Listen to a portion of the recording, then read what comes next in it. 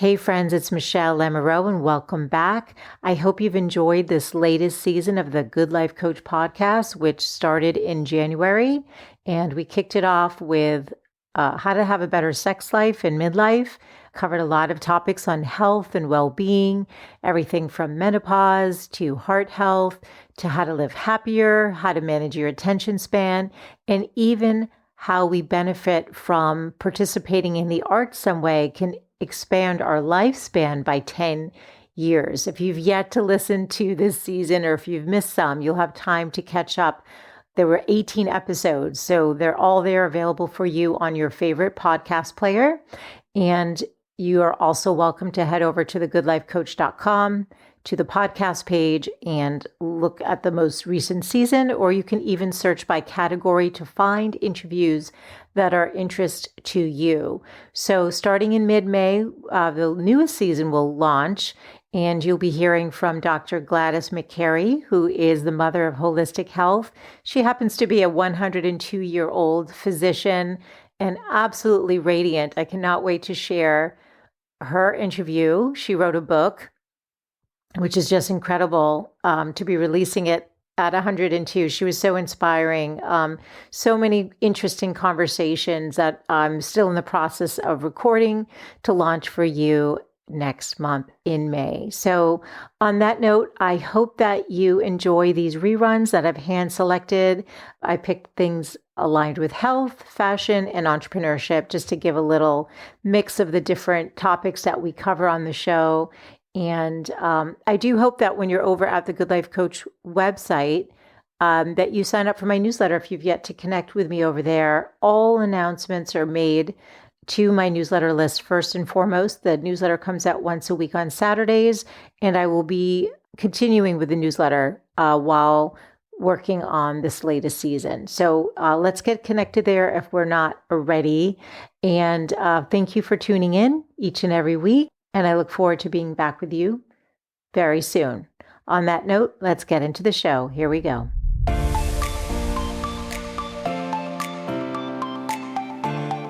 So, there's all kinds of forgetting. This one that you mentioned is so super common and it plagues people every day. So there's where did I put my phone? Where did I leave my glasses? Where did I put my keys? Where did I park my car? And people freak out and think that their memory is failing and they're headed down the road to Alzheimer's. And 99% of the time, I bet everything I own that this is not a memory problem at all. This is a symptom of distraction. Mm-hmm. So we cannot form a memory of anything if we don't pay attention to it first.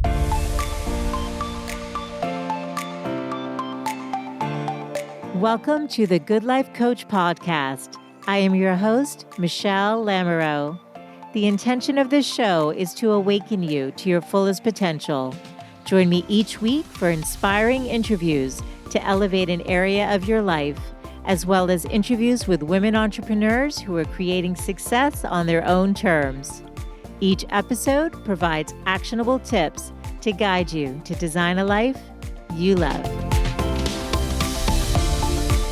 Hey there, it's Michelle, and welcome back to the show. I'm thrilled to say that Lisa Genova is back on today to talk about her most recent book, which is a nonfiction called Remember: The Science of Memory and the Art of Forgetting. Lisa's done an amazing job of distilling all of this complex information into an easy and enjoyable read with lots of stories and examples so that you can understand how memory works, how to improve your memory, what normal forgetting looks like. We'll also discuss that in today's conversation, as well as the distinction between normal forgetting and forgetting as a result of Alzheimer's.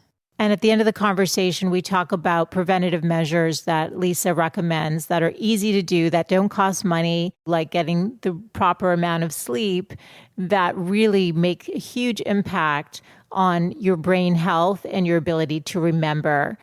I really love this book and recommend it to anyone who wants to learn more about their brain and how their memory works. And just a little bit more about Lisa's background. She is the New York Times bestselling author of Still Alice, which became a major motion picture, winning Julianne Moore an Oscar. She's also the best-selling author of 4 other fiction books that all cover neurological conditions, and Lisa's work in the world is so aligned with creating empathy and understanding for those conditions. Lisa has her PhD in neuroscience from Harvard and has a TED Talk with over 5 million downloads called What You Can Do to Prevent Alzheimer's. I'm also going to link in the show notes the 2 other interviews that I've done with Lisa because they're soulful and inspiring, and I think you will enjoy them. To access the show notes for today's interview, as well as all of the links that I just referenced, just head to thegoodlifecoach.com. So much great information today, and I hope you enjoy the show. Lisa's always such a pleasure to listen to and learn from. So here we go.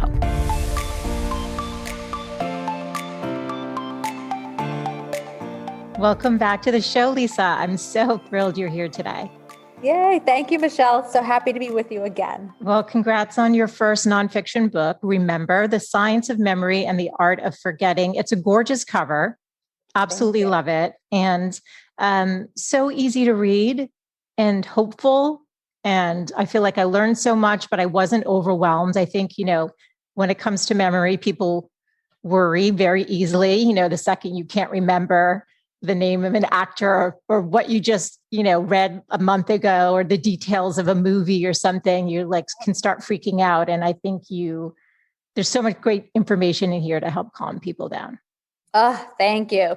That is exactly the intention behind this book. I wanted it to feel conversational and not threatening, because, there are academic textbooks written about memory, and this is not that.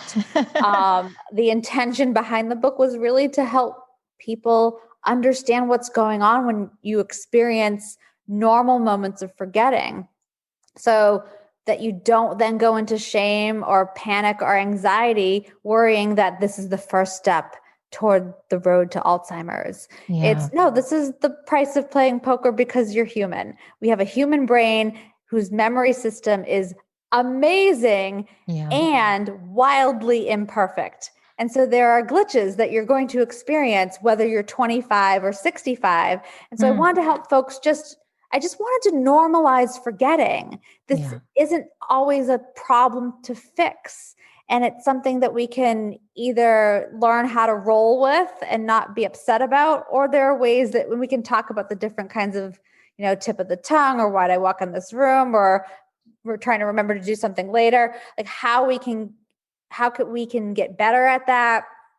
Solving those, or how we can sort of maybe outsource the job outside our brains to give us some help, or how we can just sort of go, it's going to happen. Right. No supplements for this. This is just part of being human. It's okay. That's right. And actually, it's funny that you said that you wanted it to be kind of like a conversation or whatever. I really felt like I could hear your voice in my ear. I was reading it, maybe because I've interviewed you 2 times. I literally could hear your voice, but it's very like a friend who's incredibly bright, happens to have their PhD in neuroscience, who can break down all this complex information and just say, hey, let's take you through all the things you need to know so that you're not worried about it. And let's talk about prevention because, hey, there is some reality around numbers and statistics. And I've got some data that's going to help you with that. I walked away after reading the book feeling like, okay, I get it. And okay, it's okay to Google, a name if you forget the actor in the movie. You don't have to stress and go, oh my goodness, if I can't remember, this is the worst thing ever. Yes. So thank you. Yes, there's all kinds of tips in there. I'm very much in favor of brain health. What can we do to support our ability to remember new things now, to retrieve memories we've already made, to prevent Alzheimer's in the future? And how can we understand what's going on right now? So, there's this misconception out there that if I have a word stuck on the tip of my tongue, I can't remember the name of the actor who played Tony Soprano in The Sopranos, I have to come up with it on my own, or I'm going to be weakening my memory. I'm going to get digital amnesia. And this is just a misinformation. This isn't true. So my coming up with the name on my own is not going to then prevent me from forgetting where I put my phone later. It's not going to then prevent me from having another tip of the tongue in an hour.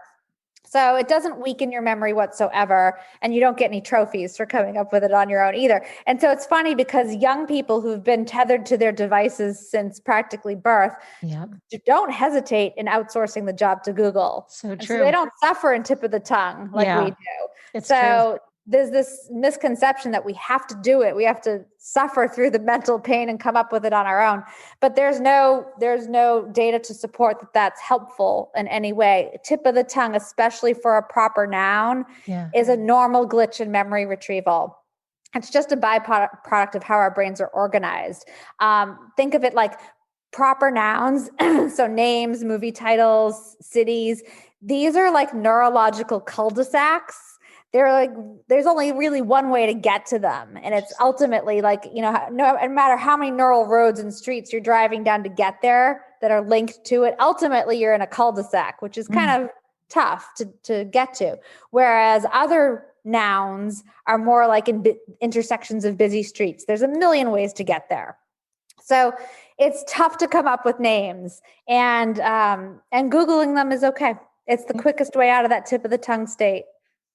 Yeah. And there's no shame in that. And there's no shame in that. I think that's going to let people go, okay, good. Next time I'm just going to Google it and I'm not going to stress myself out. I was playing the game with my friend. I couldn't remember Elon Musk's name at all. I was driving to school and I said something. She's like, would it help if I give you the first letter of his name? And she's like, E. And then I could get it. But the fact that I felt the need to, I was like, don't tell me.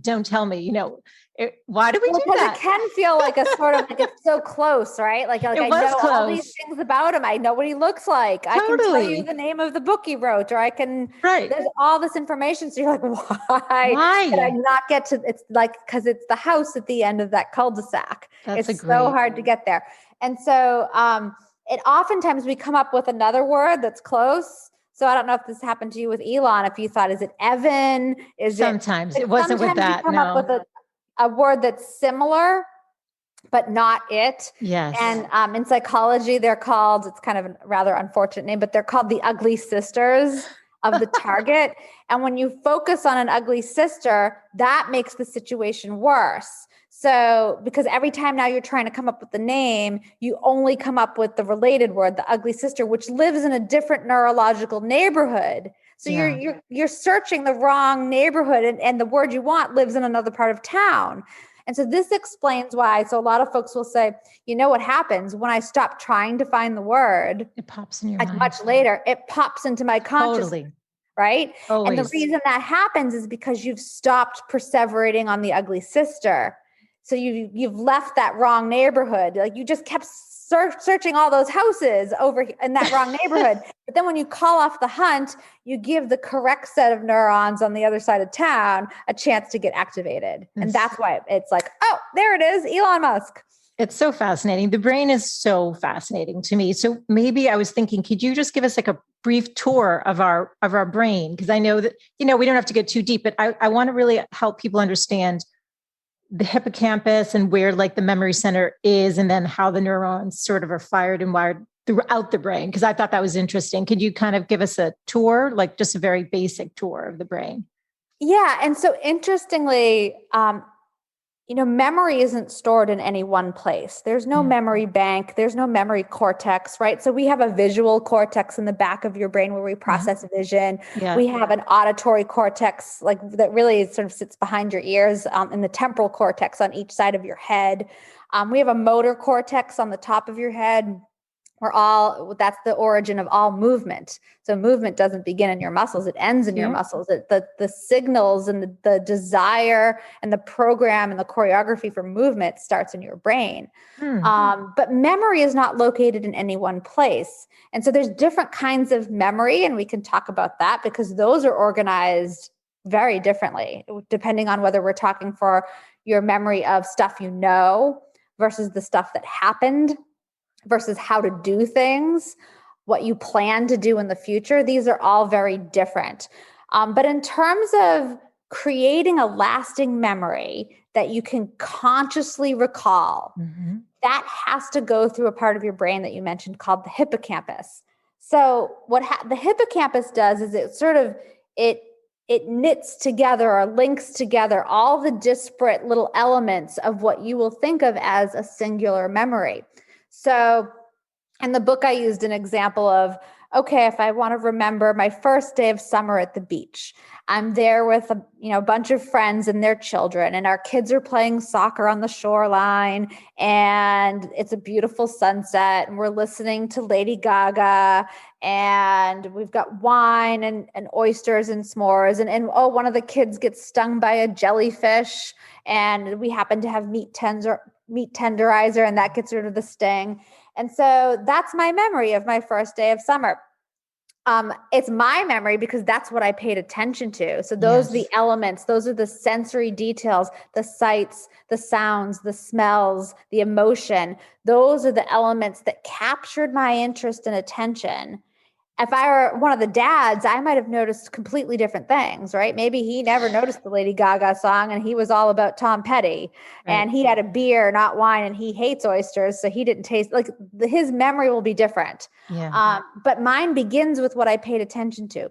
So Lady Gaga has nothing to do with jellyfish or oysters or sunset or my kids playing soccer, but those things that are unrelated become related through my hippocampus. My hippocampus is taking all of those neural activity, all of those neurons. So the stuff that I saw in my visual cortex, the stuff I heard in my auditory cortex, the smells and the tastes in my olfactory system, what I felt about it in my limbic system, all of those neurons that don't live anywhere near each other can create neuroanatomical, structural, and neurochemical connections to each other. So they send out branch-like structures called dendrites, and they wire together.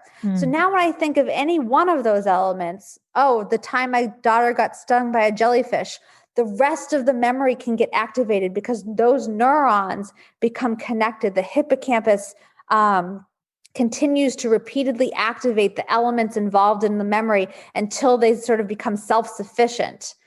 And so it's a connected neural circuit that when one part gets activated or triggered, it can trigger activation of the rest. So it's a full memory and it feels like a thing. Like I remembered that night. So rather than like those different sensory experiences being one-offs, it's a collected whole. So that's a memory. It doesn't live in one place in your brain. The hippocampus is the one that makes sure that it lasts more than the present moment. Otherwise, it just comes and goes and you don't remember it. Okay. So it's so interesting. So two things. Does the hippocampus sit in the middle of the brain? Where is it within the brain? It's deep in the brain. It's sort of in the middle, like sort of near those temporal lobes. It's sort of like and in order there. Okay. And in order for those lasting memories to have those, is it because it fired up so many different parts of the brain that it then can hold that? Meaning if only one part of the brain was engaged in that memory, like a smell, will it not form I don't know if I'm asking this in a way that makes sense, but is it because all these other parts were fired and wired that like it created those? Yeah. So the hippocampus is just about continually stimulating that pattern of neural activity that represents what you experienced and what you paid attention to. So if I met someone and they were wearing a perfume, that smell can later trigger the memory of that person because that smell and that person, what that person's face looks like, how that person made me feel, information about who that person is. Oh, that was the CEO of this company I met, at that conference, back when we used to meet people. Right. The smell can then trigger the memory of that person. Or a lot of folks have, let me put it this way. Have you ever walked into an elevator and someone's wearing a perfume and you instantly remember, a boyfriend or a girlfriend from 30 years ago? Totally. Or a song. Oh my God. Songs are amazing at this. Right? So songs, right? So this is great. So songs also tend to get repeated a lot and overplayed on the radio. Yes. So repetition reinforces memories, right? So if we're reactivating that circuit over and over and over again. So we'll memorize all the words. So we have the sound, we have the language, we have the melody, we have the emotional connection, right? Totally. Like, oh, that song makes me remember that time when I was in love or where I lived in this different city, like, right? So I lived in Yes. Washington, D.C. for a year when I worked at the NIH. And the songs that came out on the radio that year always make me think of living in DC. So that's those different neurons in different parts of your brain have this unique connection based on your experience. Okay. And I just wanted to clarify. So you said that the neural pathways store memories throughout the brain, though, but then if it's long term, it's in the hippocampus. I'm just trying to understand. Maybe it's, yeah. Now, the hippocampus is just a facilitator. Think of it as your memory binder. It's the little workhorse that helps those neurons, which previously had nothing to do with each other, now have a link. They're now connected, potentially for decades. And they could be stored anywhere, though? Anywhere, right? Because what you see is in the back of your head. What you hear is in the side of your head. Yep. What you feel is deep in your brain. What you smell is somewhere else. All of these different parts of your brain have been activated by your experience. And they had nothing to do with each other unless they become connected through this pattern of activation that the hippocampus helps sort of stitch it together. So if I now smell that perfume, that those neurons that encode the experience of that smell are now also linked to a certain person and a certain feeling about that person and stuff I used to do with that person. So that's all been linked together, decades ago by my hippocampus. Yeah. And it just comes right back up like instantly. Yeah. So now activation of any one part of that memory can then activate and light up the whole circuit. And that's the remembering all of the details. Maybe over time, only some of the details get activated because others are maybe weaker. And so we only remember some of the memory and not the full memory. But if someone were to remind us, do you remember this part of the memory? Like, it wasn't just that she was stung by a jellyfish. Someone else got pinched by a crab.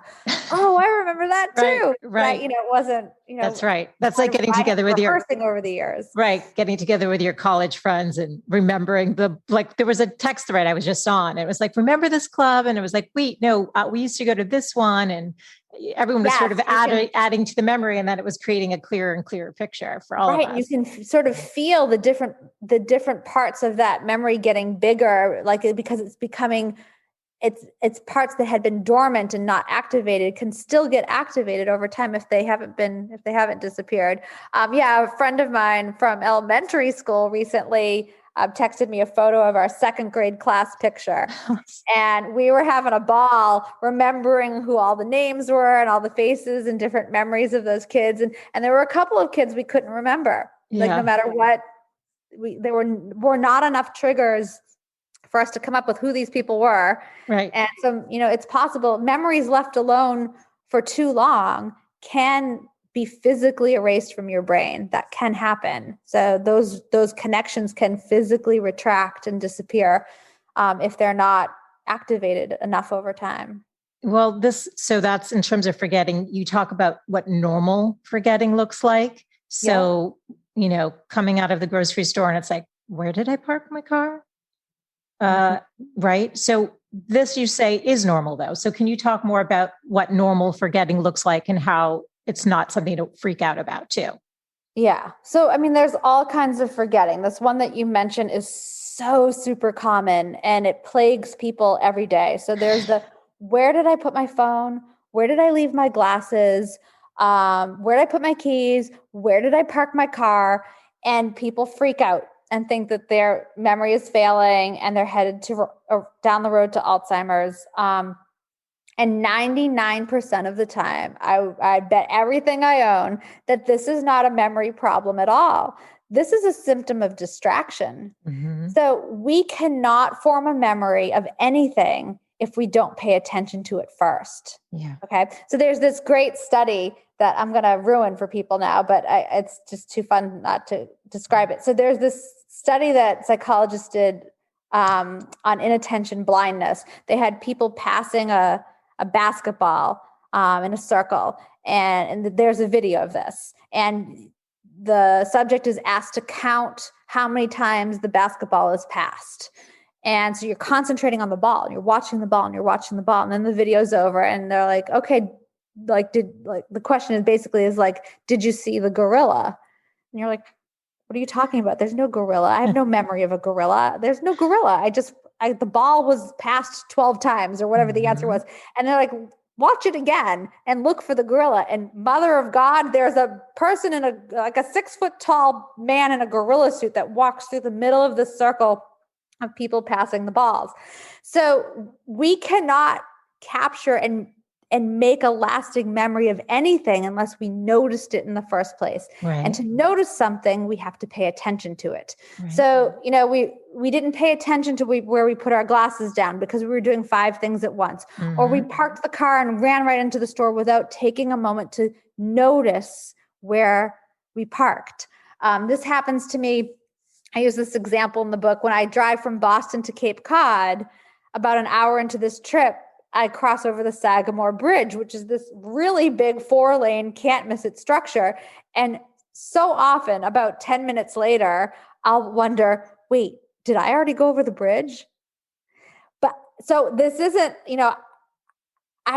my eyes certainly saw it. I didn't close my eyes while I went over the bridge. The information went into my brain, but I couldn't make a memory of going over the bridge because I didn't pay attention to it. Yep. So because I've driven over this a million times and I was probably lost in thought or listening to an audiobook, my attention pulled elsewhere. The experience of driving over the bridge never was made into a memory. So I can't recall it.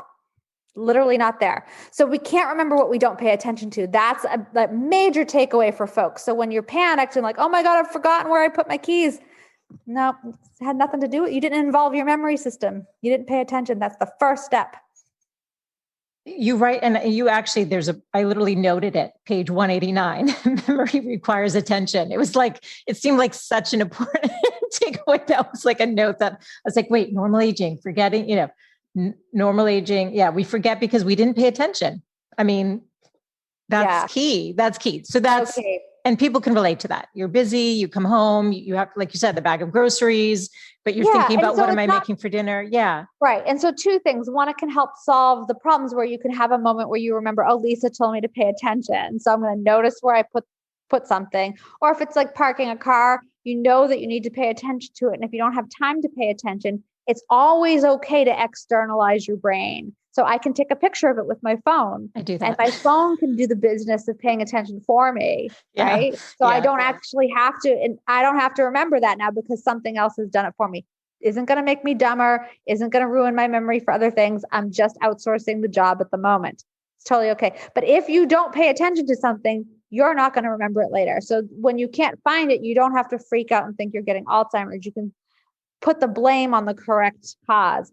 Oh, I'm not paying attention to what I'm doing. Right. So getting more present is going to help you with your perceived, sense of being able to remember. There's also why did I come in the room? Right. I walked into the living room. I don't know why I'm in here. What am I doing?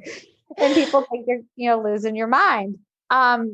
This is very common. It has to do with 2 things, actually. It has to do with prospective memory and context.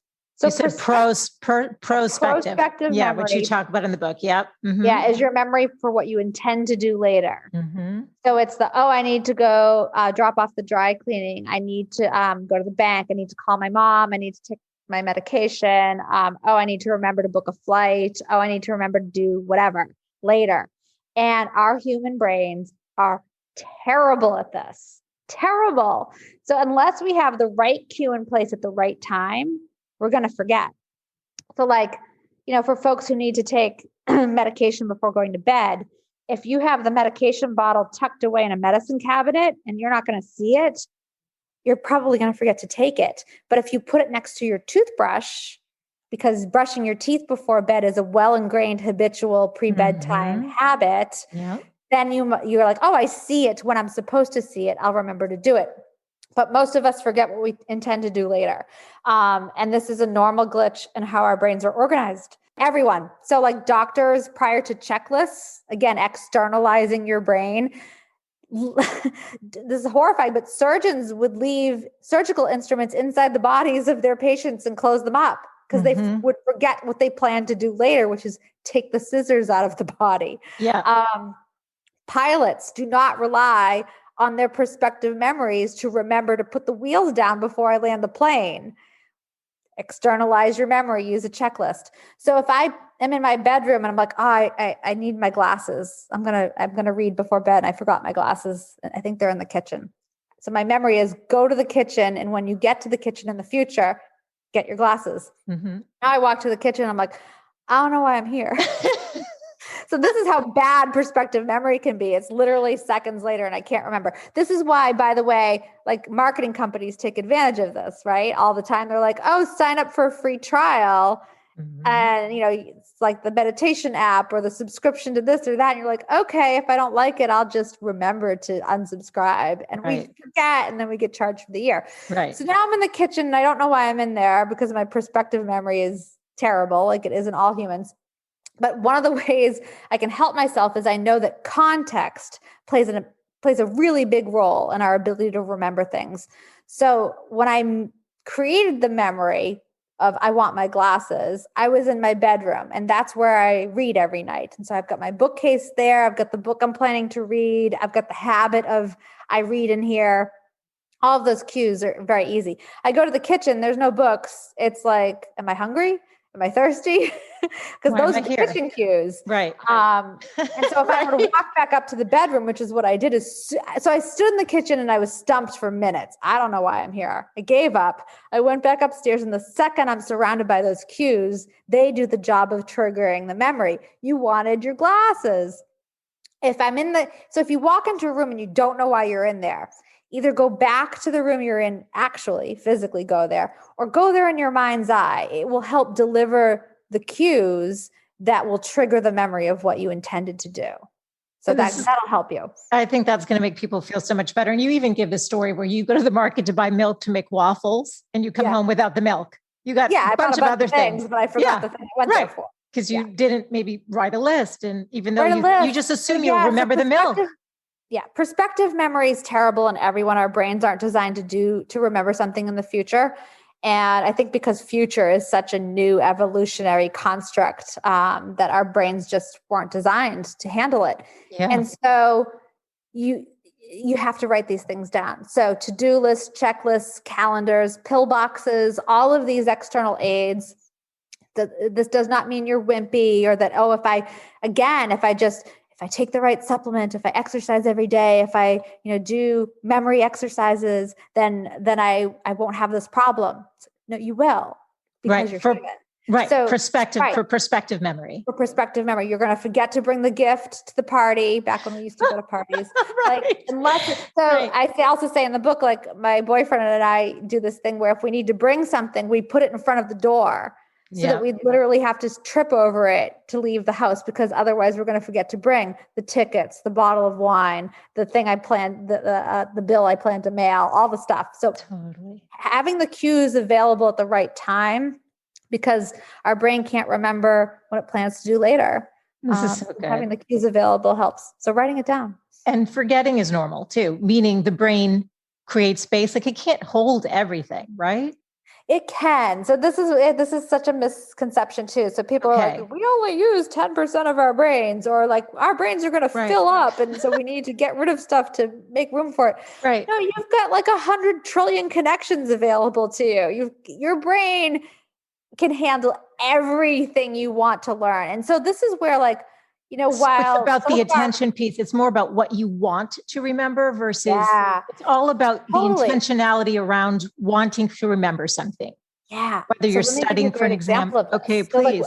So far, I've just been talking about how memory is kind of a dunce, right? It's getting all these things, and it's so problematic, and it can't do the simplest thing. I can't remember from 20 seconds ago what I intended to get in the kitchen. Mm-hmm. And yet our brains can remember anything we put our minds to. So, there's an example I use in the book where there's this 69-year-old retired engineer from Japan who decided he wanted to learn pie. He wanted to memorize pie and become a world champion.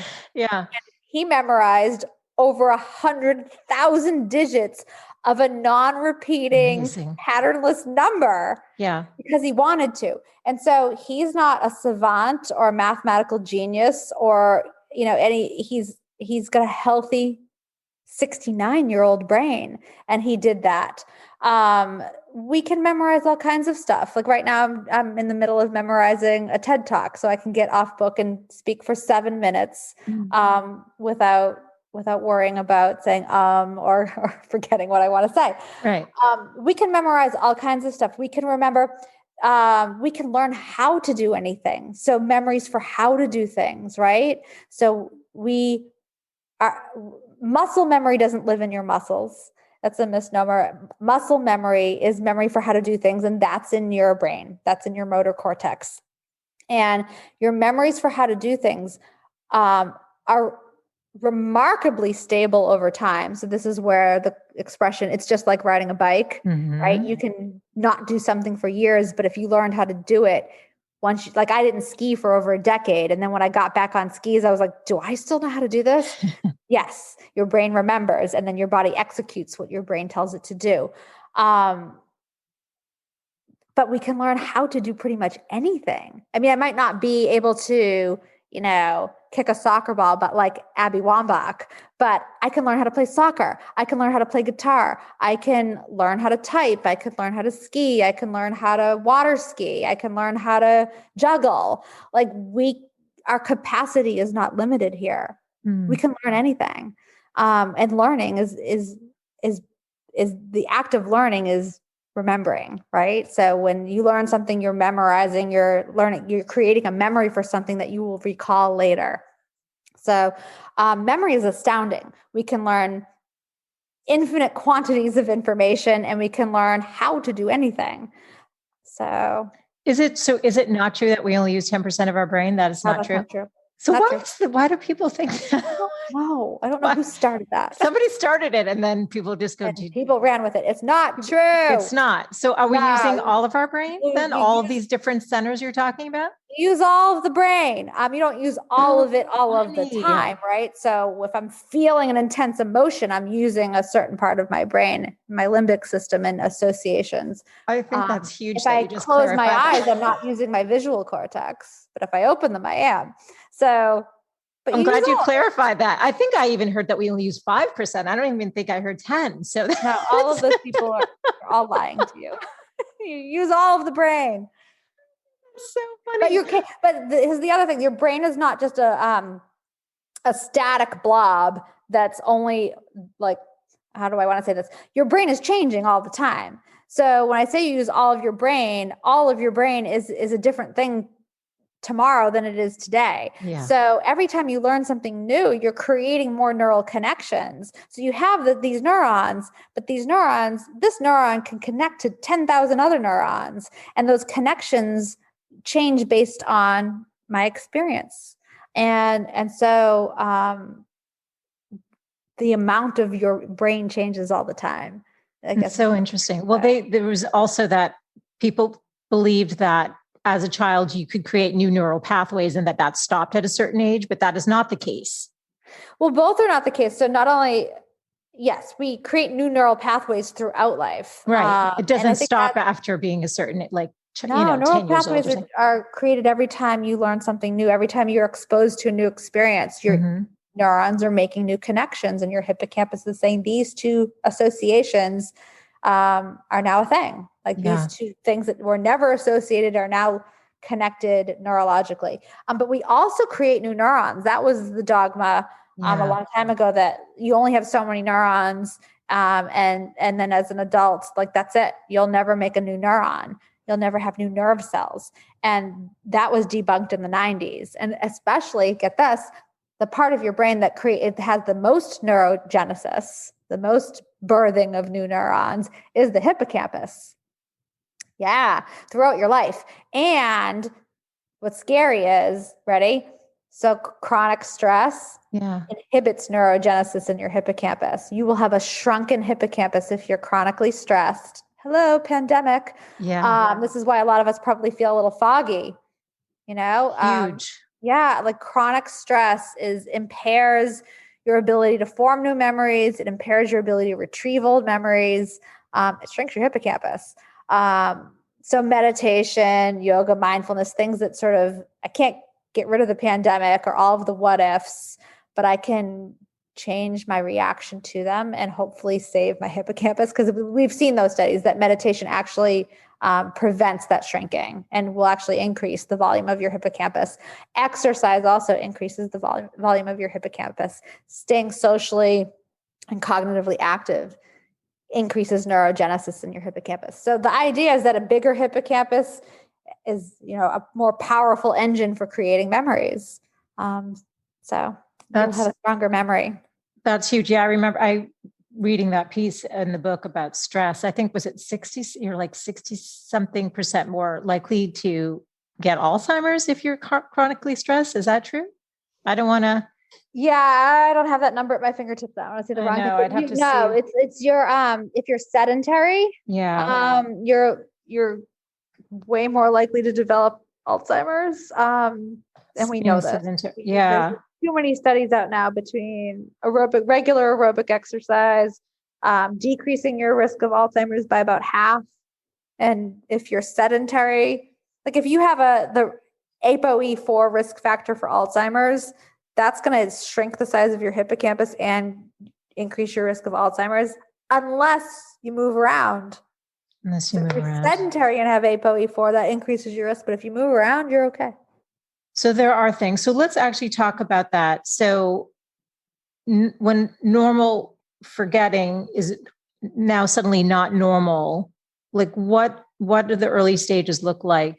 And what can we do? Let's talk more about what we can do to prevent decline. Because again, we're focused on the hopeful with this book. And when you talk about meditation, is there a particular kind of meditation that's proven, like mindfulness? It doesn't matter. No, it doesn't. It doesn't so much matter. And I really want to make that point, actually, because a lot of folks will think, well, I have to have a certain meditation app, or I have to look a certain way while I meditate, or I have to be at a Buddhist retreat to do it. Right. And it's like, right. I got to go to Nepal and, No,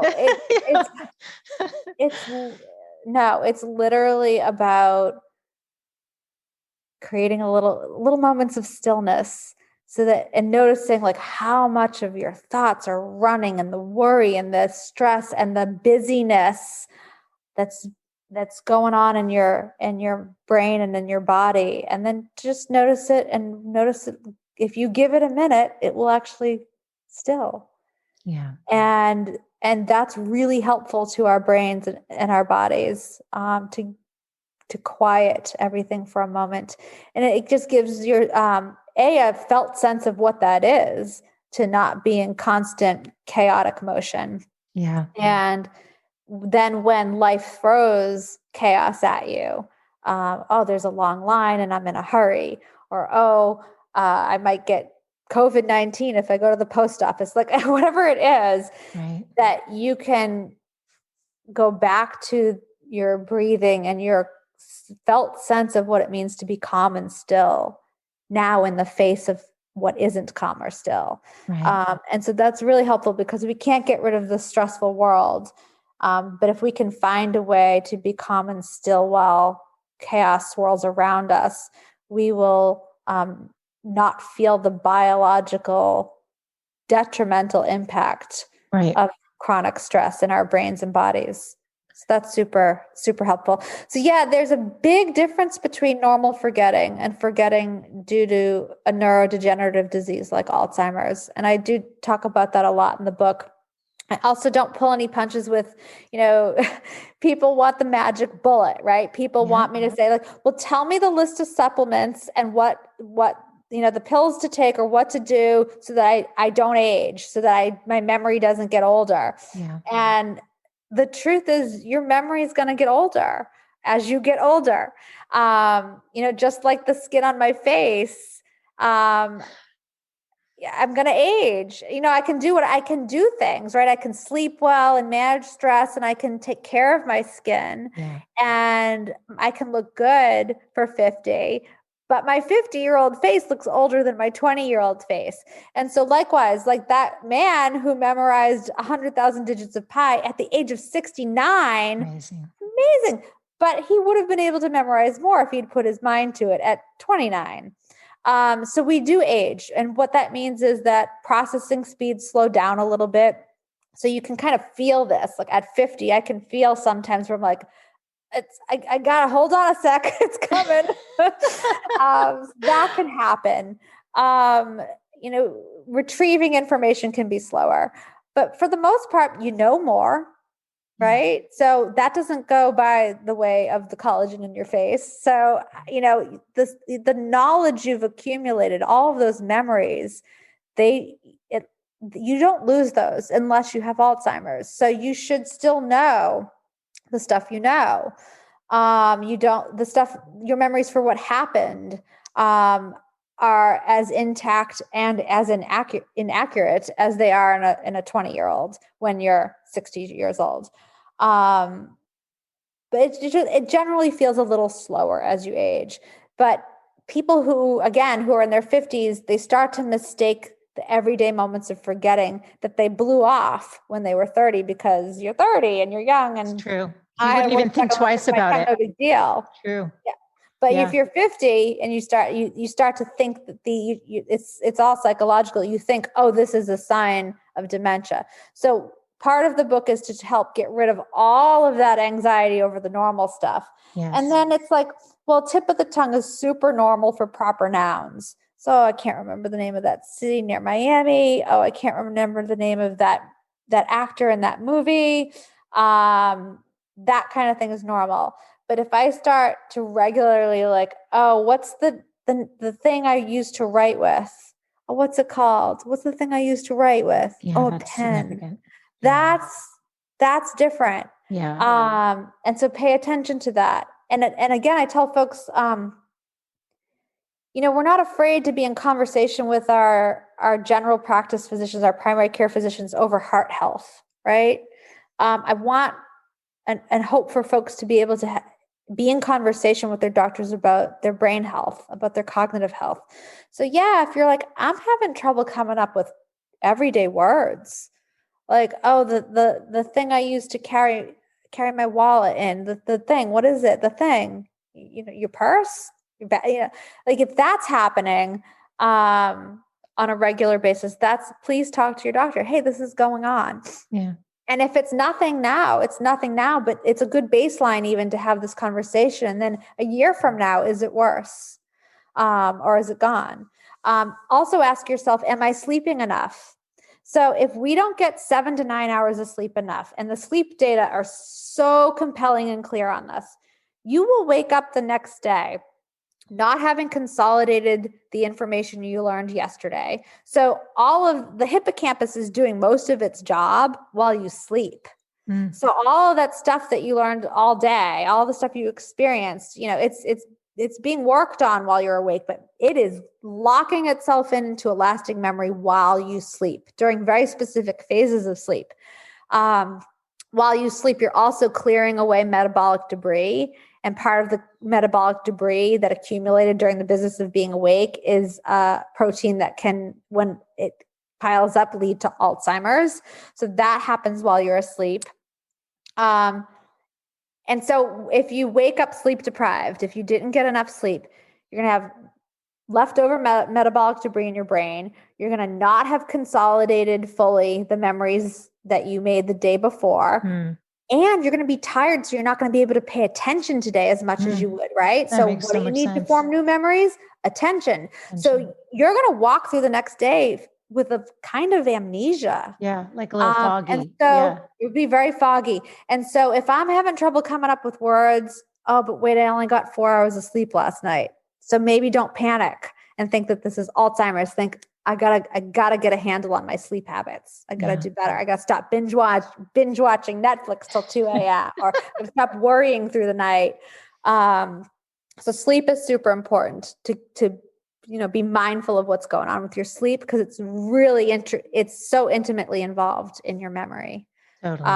So Alzheimer's forgetting is very different. It's not, oh, where did I park my car? It's I don't remember what my car looks like. Yeah, it's very different. It's very different. And is that, again, is it because of degeneration in the hippocampus?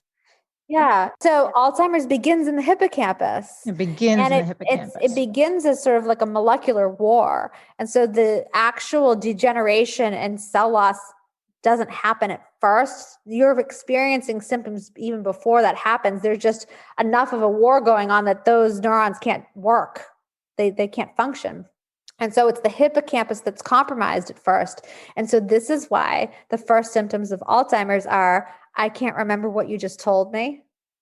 I'm going to repeat myself over and over again because I don't remember that I told you this, because I can't remember. I can't lay down new memories. Oh, wow. So the present moment just keeps cycling through, and I can't hold any of that because the hippocampus is not functioning. Yeah. Is it a plaque buildup though? Is it like a barrier between those neurons, or is it not so much that? You can think of it that way. It's definitely more complicated than that. Yeah, like amyloid plaques like accumulate in the space between neurons and the synapses, and that is creating a physical barrier. But in addition to that, it's interfering with signaling, and there are molecular cascades going on that are going haywire and not accomplishing what it needs to accomplish, and the neurons are breaking down. Yeah.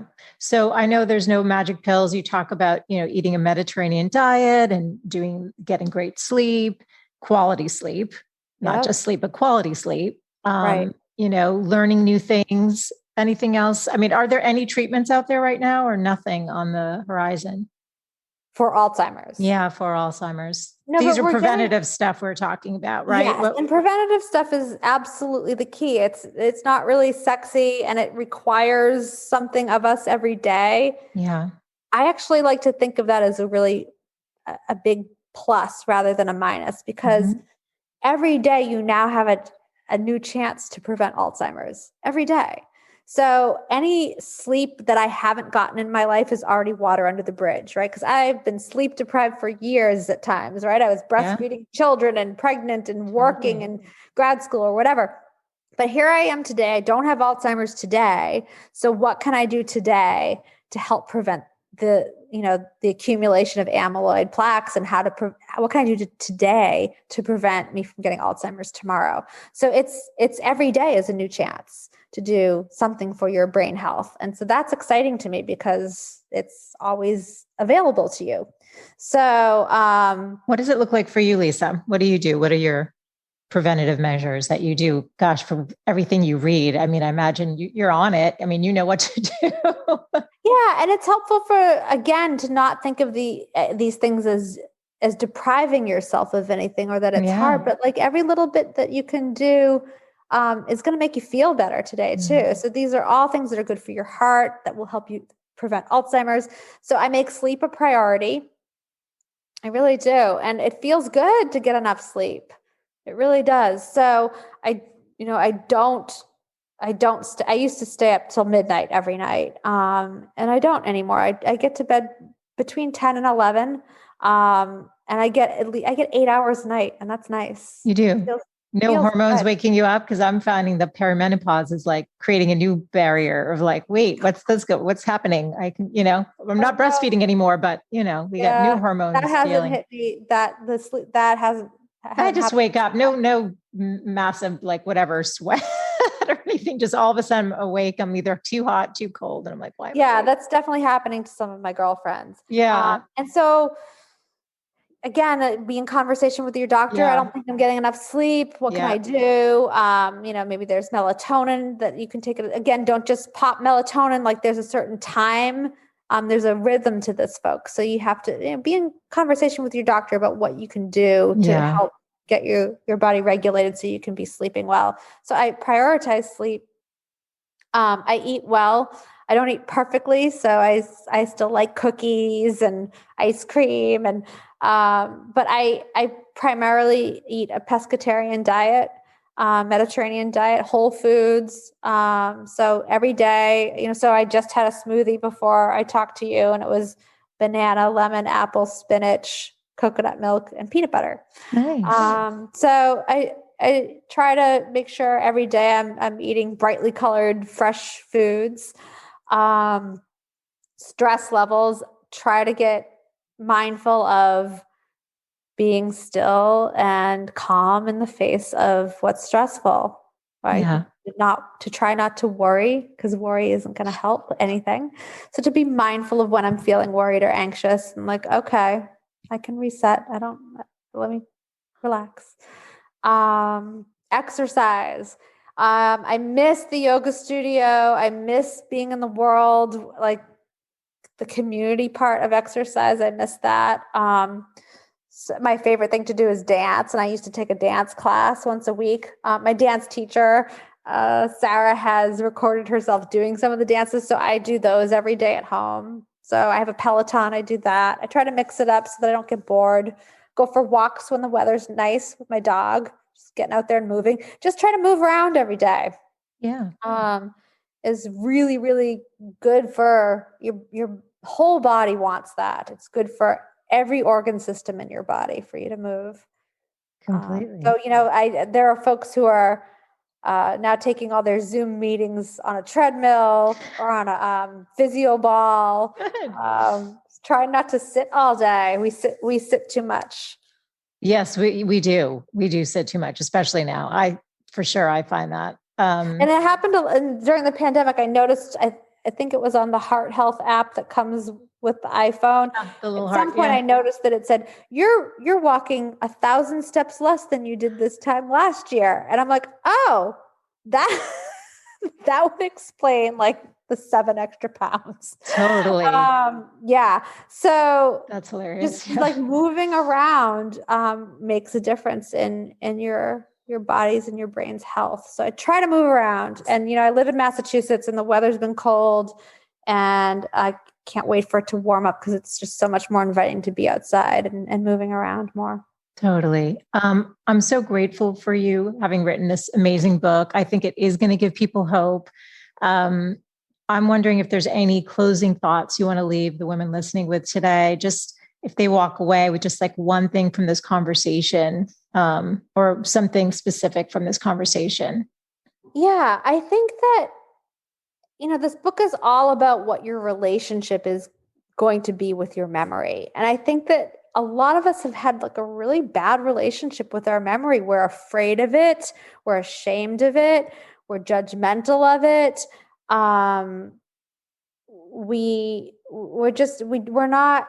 We don't understand it.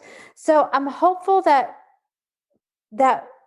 your listeners walk away with the notion that memory is both incredibly important and to lighten up about it a bit. So like, it's important enough that it's amazing and you can remember all kinds of anything you want to remember. And so to be in awe of it and to be grateful for it and to therefore take good care of it, because there are all these things we can do to take care of our memory.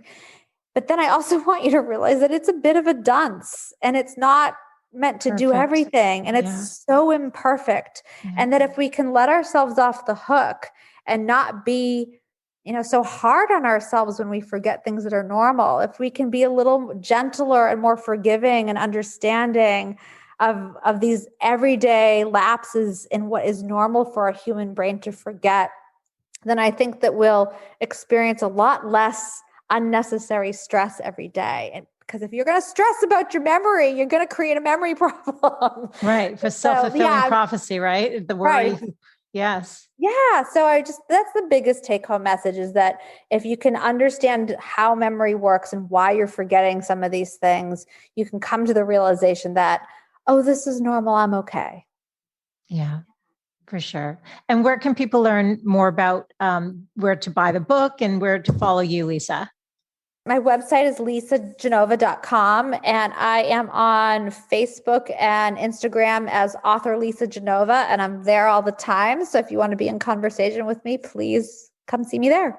Thank you for the work you're doing in the world. So grateful for you and your time today. So nice. This is third episode together. I know. I've not had anyone on 3 times, so thank you. Oh, I felt so honored. I always love chatting with you. Yeah, it's such a pleasure. Thanks so much for tuning in today. I hope you gained some new information or inspiration for your life. That is the essence of this show, is to really wake up to what's possible for you, to reclaim your beautiful voice, and to really learn to love and prioritize yourself. So if you gained any value from any of the conversations you've tuned into, make sure to subscribe on your favorite podcast player. You can do that right now on your phone. And please do consider leaving a rating and review if you have yet to do so on Apple Podcasts. It's actually how more women can find the show, and I really want to grow a community of women who are loving themselves and living full on. So thank you as always for tuning in, and I look forward to reconnecting with you next Wednesday. Bye for now.